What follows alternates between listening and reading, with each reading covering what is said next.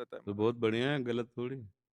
अकेलापन ही तो अच्छा है। असंगोहम पुरुषा, दूसरा कोई है ही नहीं, एक ही परम पुरुष परमात्मा। अब दूसरा भाव से प्रकट किया जाता है। यहाँ सब अभाव है जगत में, यहाँ भाव टिकाना, धोखे में फंस जाना है। तो ये भजन का फल है कि आपका मन अकेलापन अनुभव करता है। अच्छा है, इससे और बढ़े। गिरा अरथ जल बीच सम कहियत भिन्न न भिन्न, बंदो सीता राम पद जिनहि परम प्रिय खिन्न। खिन्न माने कुछ अच्छा नहीं लगता, कोई अपना नहीं है। और यही वैराग्य की तरफ गति होती है।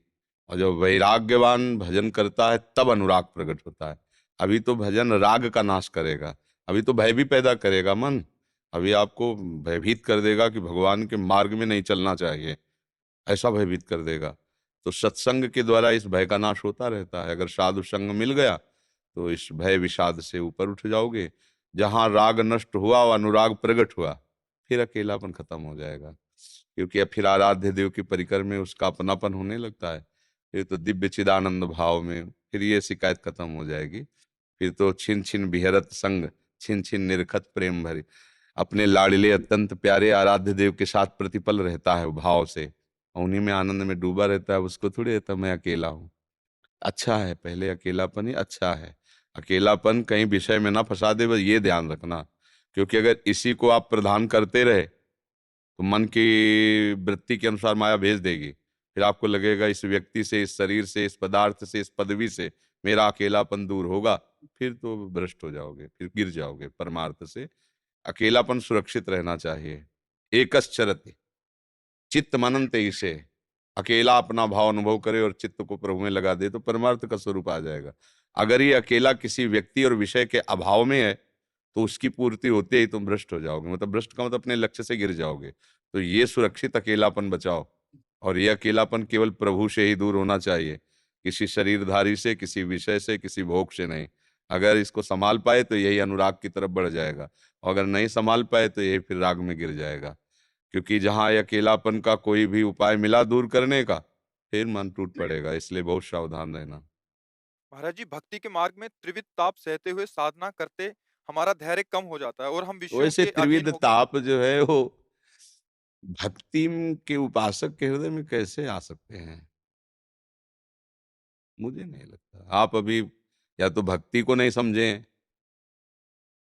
तो आप ऐसा बोल रहे हैं। नहीं, भक्ति और त्रिविध ताप नहीं। त्रिविध ताप नासई सकल सब सुख संपत्ति होए, सब सुख संपत्ति होए। हाँ, हृदय में प्रिया प्रीतम के चरणार विंद का जे ही चिंतन प्रारंभ होगा, त्रिविध ताप नासई सकल सब सुख संपत्ति होए।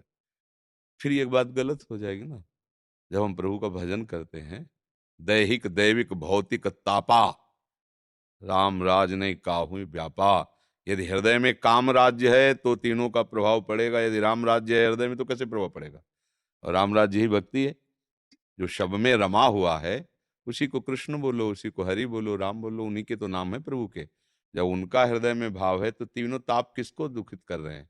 फिर भक्ति कौन कर रहा है? तीनों ताप किसे तापित कर रहे हैं? ये फिर बड़ा इसमें भेद पैदा हो जाएगा। अभी क्या हम लोग भक्ति में प्रवेश नहीं पाए। नहीं तो भक्ति ऐसी सामर्थ्यशाली है, कहीं किंचन मात्र भी कोई भी प्रकट में भी ताप नहीं छू सकता उसको। आएंगे, ऐसा नहीं कि नहीं आते, ये हम नहीं कहते, आते हैं, पर व्यापते नहीं हैं। काहू ही व्यापा, वो व्यापते नहीं है। जो भगवान का भक्त है वो हंसते हुए तीनों तापों को सह के निकल जाता है। अगर इन तीनों तापों के सहने की सामर्थ्य ना हो, तीनों तापों से बाधित रहे, फिर भक्ति का मतलब क्या रह गया? भाई अंग रक्षक है और वही हमें पीट रहा है, तो अंग रक्षक किस काम का? इसका मतलब यह तो अंग रक्षक नहीं है, वो कपटी है।